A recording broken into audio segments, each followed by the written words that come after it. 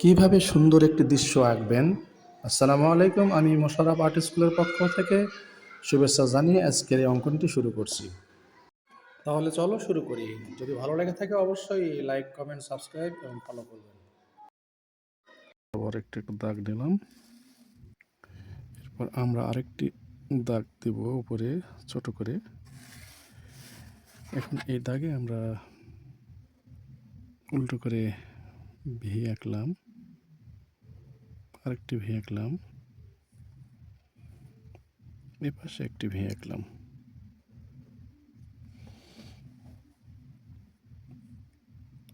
এখান থেকে আমরা এই দাগটি মিলিয়ে দিলাম, এখান থেকে এটি দিলাম, এখান থেকে এই দাগটি মিলিয়ে দিলাম। পাশের দাগগুলোকে আমরা ডবল করে নেব, এটিও ডবল করে নেব। এরপর এখানে তিনটি বাড়ির শেপ হলো।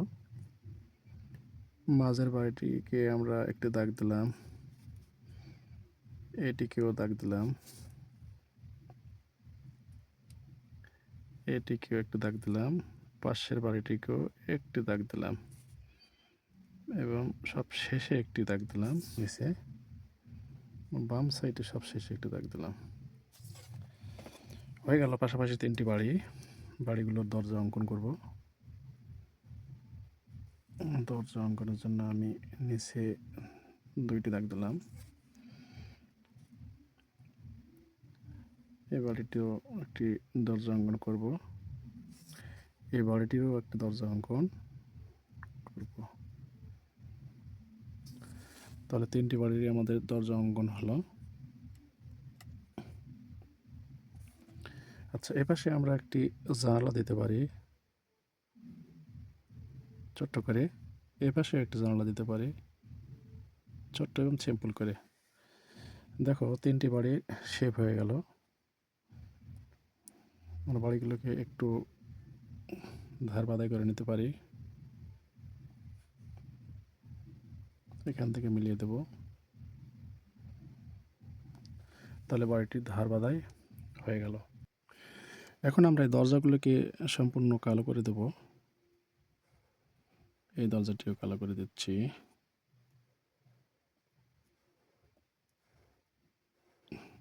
এরপরে জানালাটি দিলাম, মাঝে বাড়িটিও কালো করে দেবো যাতে দূর থেকে বাড়িটি অন্ধকার না হয়।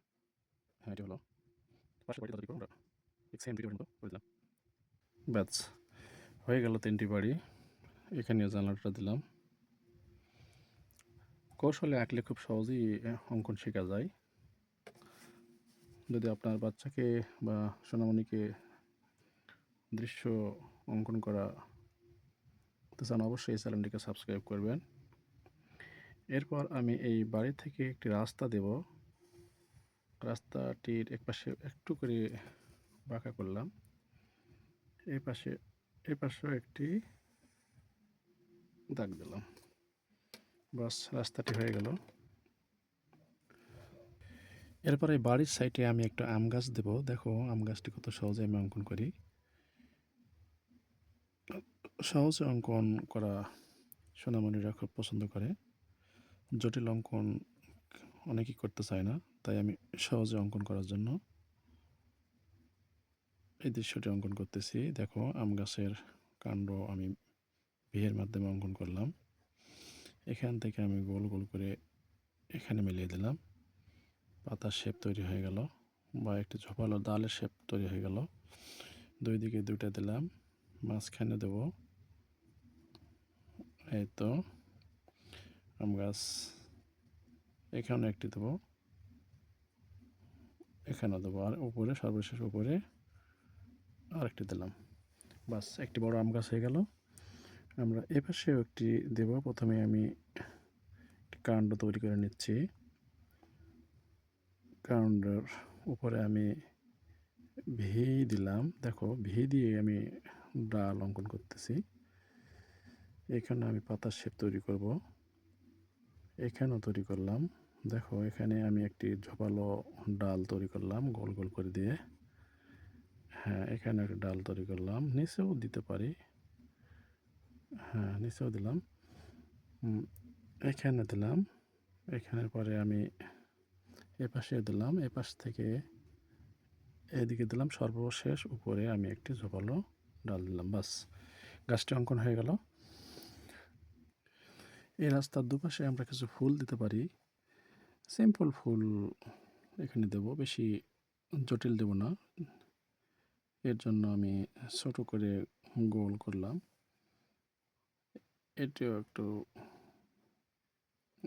গোল বৃত্তর পরে আমি গোল গোল করে ফুল নিলাম। হ্যাঁ, এখানেও তাই,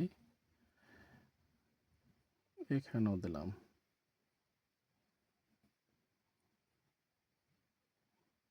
এখানেও দিলাম।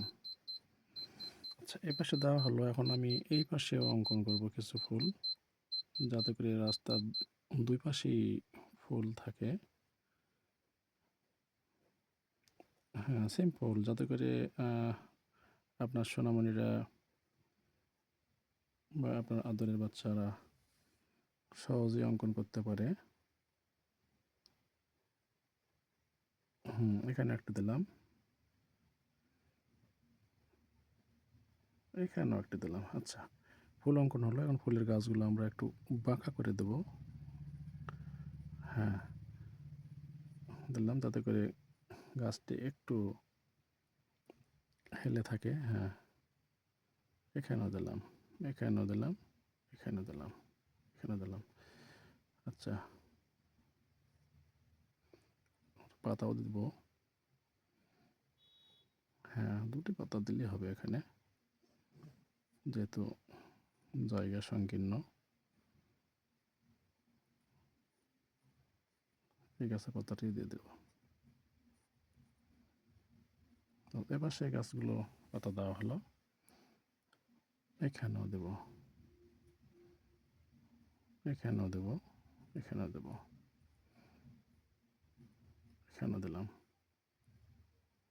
বাস, দুই পাশের গাছ এবং ফুল পাতা সব অঙ্কন হলো।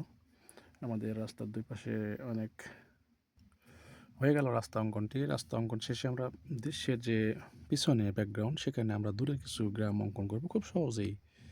দেখো, আমরা খুব সহজেই আমরা এভাবে গোল গোল করে এলোমেলো করে দেব, যাতে করে দূরের গ্রামটি বোঝা যায়। হ্যাঁ, এইভাবে দিলেই হবে। হ্যাঁ, দূরের গ্রামটি বোঝানোর জন্য আমি এই গাছগুলো দিলাম। বাস, ওকে, দূরের গ্রামটি হয়ে গেল। দেখো দৃশ্যটি কত সহজেই আমি অঙ্কন করলাম। আপনারা চাইলে আপনাদের সন্তানদের জন্য অবশ্যই এভাবে আঁকা শেখাতে পারেন। এখন আমরা এই কোনায় একটু কিছু ঘাস এবং লতা পাতা দেব, যাতে করে এটি একটি ঝোপালো বা ঝোপঝাড় মনে হয়। বাস, জি, যাতে করে সহজেই শিখতে পারে। আমি এপাশেও কিছু ঘাস বা লতা পাতা দিচ্ছি। হ্যাঁ, এভাবে দিতে পারো, ইজি করে। অত কঠিন করে না, ইজি করে কিছু ঘাস বা লতা পাতা এখানে দিচ্ছি, যেটা বাচ্চারা আঁকিবুকি করে আর কি। ব্যাস, ওকে। আমার দৃশ্যটি আঁকা কেমন হলো বন্ধুরা, অবশ্যই জানাবা। আর সহজে ড্রয়িং শিখতে হলে আমার এই চ্যানেলটিকে অবশ্যই সাবস্ক্রাইব করবেন। আল্লাহ হাফেজ।